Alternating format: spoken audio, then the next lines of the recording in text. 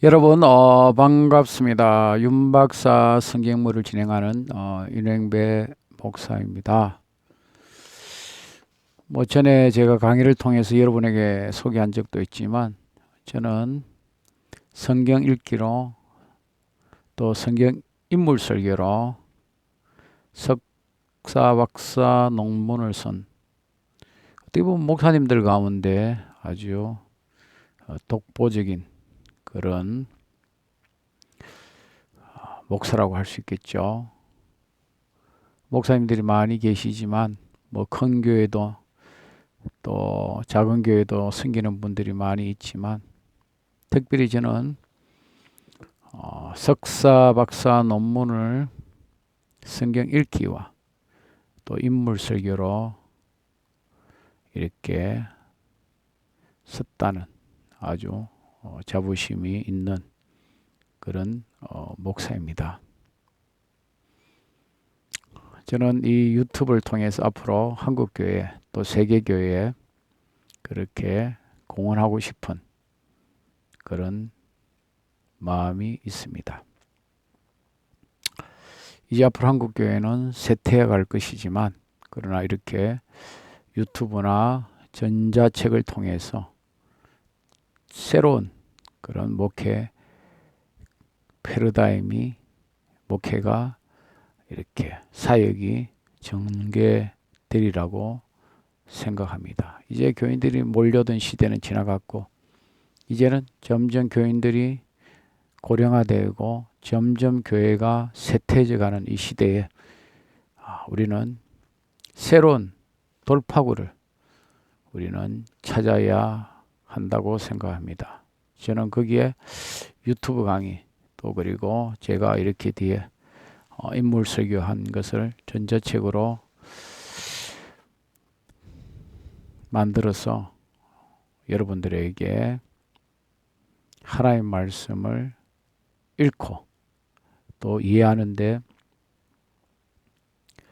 도움을 주는 목사가 되고 싶습니다.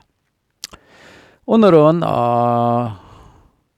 10재앙 가운데 세 번째 재앙에 대해서 여러분에게 이야기하고 싶습니다. 이 세 번째 재앙의 특징은 무엇이냐면요. 예고가 없이, 죄송합니다. 예고가 없이 바로 이렇게 갑자기 급작스럽게 일어난 재앙이요. 하나님의 경고요. 하나님의 심판이라고 할 수가 있습니다. 땅에 티끌을 쳐라. 하나님께서 모세를 통해서 아론에게 땅에 티끌을 쳐라. 그러면 애굽에 온 땅이 이가 될 것이다. 여러분 우리가 알다시피 첫 번째 재앙, 두 번째 재앙은 강하고 연관되어 있잖아요. 물하고 연관되어 있지 않습니까? 나일강. 그래서 나일강의 수호신과 또 그 안에 되는 깨구리 신이 이렇게 첫 번째, 두 번째 재앙이라면 이 세 번째 재앙은 땅하고 관계된 재앙입니다. 땅. 여러분 이 애굽의 땅이 얼마나 비옥합니까?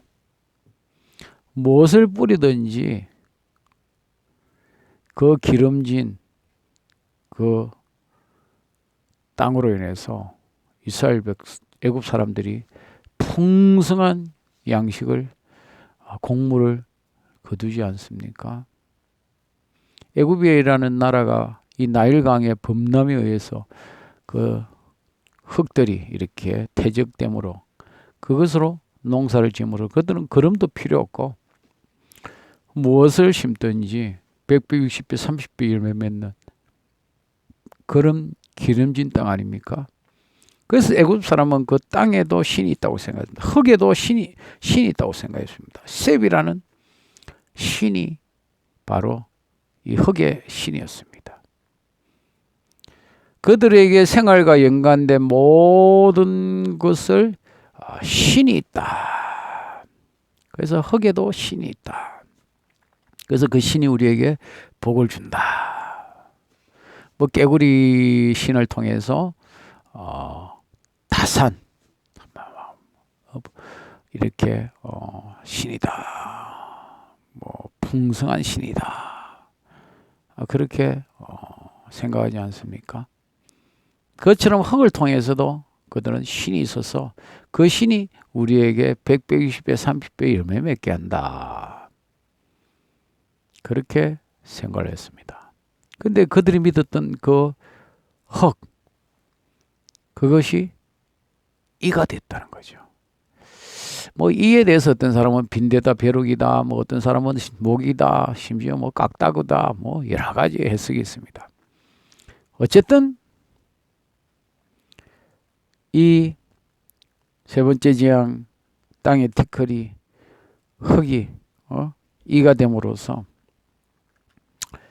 애굽 사람들뿐 아니라 애굽의 모든 가축도 피해를 입게 되었습니다. 바로왕 한 사람의 강파가 때문에 백성들이, 심지어 가축까지도 고통을 당하는 거죠. 이가 특히 애굽의 이는 좀 작다고 그럽니다.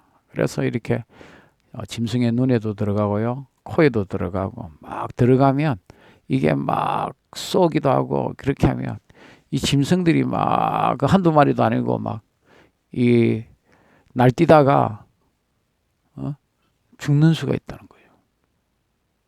서로 뭐 부딪혀서 죽을 수도 있고, 이 제어가 안 돼서 자기 성질에 막 죽는 그런 비극까지도 있다고 합니다.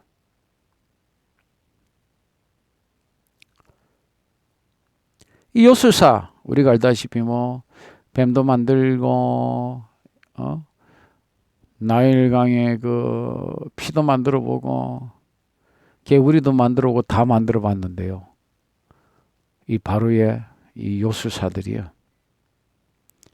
이는 만들 수가 없었어요. 땅의 티끌로. 이제 그들의 정체가 드러난 거죠. 그들이 뭐라고 고백합니까? 바로 왕에게 하나님의 권능입니다. 하나님의 능력입니다. 우리가 할 수 있는 그 능력을 벗어난 하나님의 능력이라는 거죠. 이거는 그게 모세의 하나님, 아론의 하나님이 하신 기적이라는 거죠. 재앙이라는 거죠. 심판이라는 거죠. 경고라는 거죠. 그럼 바로 왕이 그걸 듣고 내가 보내야 되겠다, 내 입에서 이야기한 대로 보내야 되겠다, 이렇게 생각하면 문제가 없겠죠.